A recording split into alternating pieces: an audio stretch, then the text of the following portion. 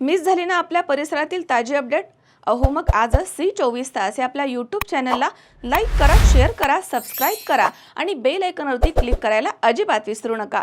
Siren electronics and batteries, electronic आणि inverter battery यामध्ये mobile, laptop, LED TV, fridge, washing machine, आटा चक्की, microwave oven, water purifier, home theatre, 0% फायनान्सच्या भरपूर offers. ठिकाण सायरन इलेक्ट्रॉनिक्स अँड बॅटरीज, खरेदी विक्री संघ, व्यापारी संकुल, नगर मनमाड रोड, राहुरी.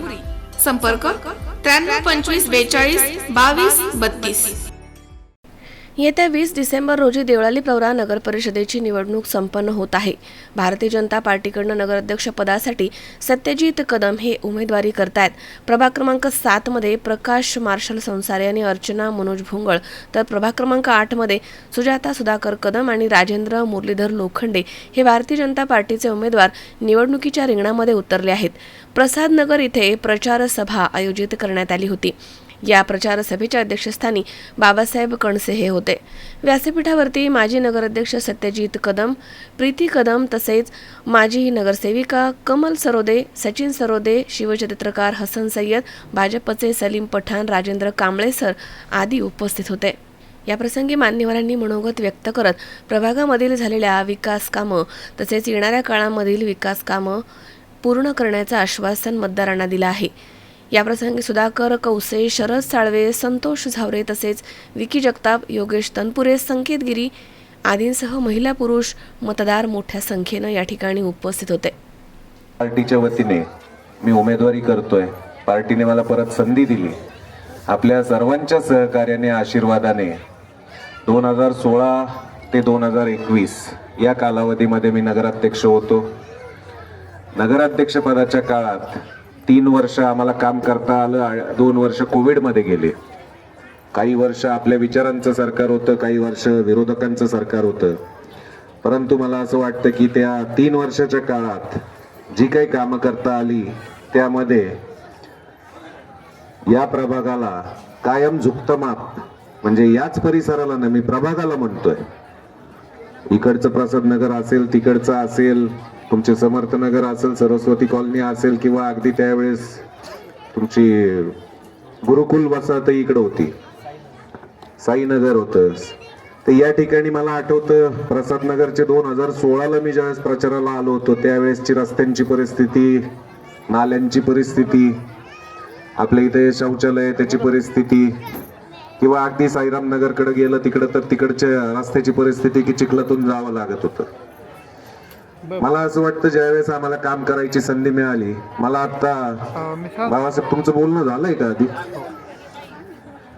अध्यक्षांनी सांगितलं की तुम्ही यायच्या आधीच मी तुमची 8 कामं या प्रभागात झालेली सांगितली आहेत. मला तर 8 कामं आठवत नाहीयेत, परंतु मला जे काही आठवतंय त्यामध्ये भूमिगत गटर योजनेचं काम, की या ठिकाणच्या नाल्यांचा जो प्रश्न होता, माझ्या मते देवळालीतलं सगळ्यात पहिलं काम या प्रभागात झालं. रस्त्यांची इथली कामं केली. आपल्या इथं सगळ्यात मोठा प्रश्न होता आरोग्याचा, कारण आपल्या इथली जी काही अलीकडची खाण आहे त्या खाणीत कायम पलीकडचं सगळीकडचं घाण पाणी, सांडपाणी तिथं यायचं आणि ते कायम डास वगैरे तिथं व्हायचे.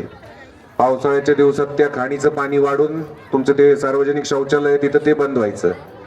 सचिननी पाठपुरावा केला त्या गोष्टींचा.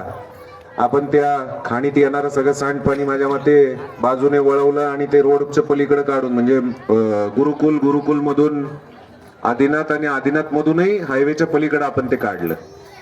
त्याचबरोबर ते शौचालयाचा प्रश्न होता, तिथं आपण काय दुरुस्ती जी काय करता येईल, निधीची उपलब्धता कमी होती, परंतु जी काय दुरुस्ती करून घेता येईल, व्यवस्थित करता येईल ते करण्याचा तिथं प्रयत्न केला. आनंद पण आहे त्या गोष्टीचा आणि गर्व सगळ्यात जास्त आहे की ह्या वेळेच्या निवडणुकीत सगळ्यात जास्त महिला सहभागी आहेत. ते इथं दिसतंय आहे की नाही? बरं, आतापर्यंत इलेक्शन्स लागले त्यावेळेला महिलांना इलेक्शनसाठी का मतदान करायचं ह्याच्यासाठी आतापर्यंत आपण बाहेर पडलो का कधी महिला?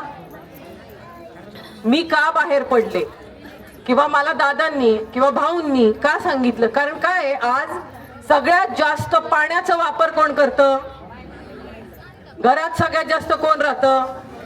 परिसर स्वच्छ आहे की नाही सगळ्यात जास्त कोणाला कळतं? मग जर हे सगळं महिलांना कळतं किंवा सगळ्यात जास्त महिला त्याचा वापर करतात, तर आपलं मत कोणाला द्यायचं हे महिला का बरं आतापर्यंत ठरवत नव्हती? ते आता इथून पुढे ठरवायचंय की नाही? कुणासाठी काहीतरी केलेलं असलं ना तर ते कधीच मला सांगत नाही की घरी येऊन ते असं नाही का मी ह्याच्यासाठी हे केलं, मी त्याच्यासाठी ते केलं. तो त्यांचा स्वभाव नाहीये. बऱ्याच वेळेला आता मी जशी प्रचाराला बाहेर पडले, मला बऱ्याच ठिकाणून असं कळतं की वहिनी दादांनी एका फोनवर आमचं हे काम केलं किंवा इथे ही अडचण आली होती ना, आम्ही त्यावेळेला त्यांच्यापर्यंत पोहोचलो आणि ते काम झालं.